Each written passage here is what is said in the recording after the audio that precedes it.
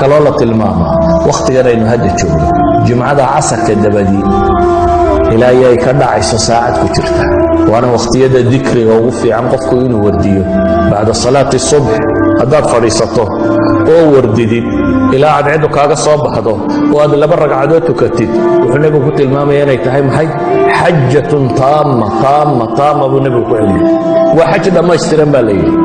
adoo hadda masaajidka iska fadhiyaad yeelatay xaj bacda alcasarna isna waa wakhtiga fadliga badan leh haddaad weliba casar jimce hadduu noqdo saacatulijaabahay culammadu sheegayeen baa ku jira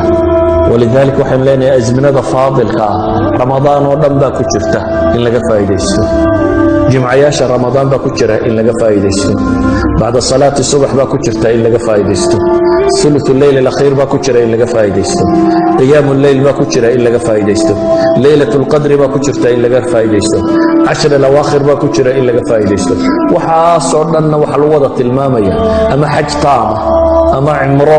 u dhiganta xajkii nabi maxamed mid lala xajay u dhiganta ama dambi la dhaafay ayaa ku soo wada aro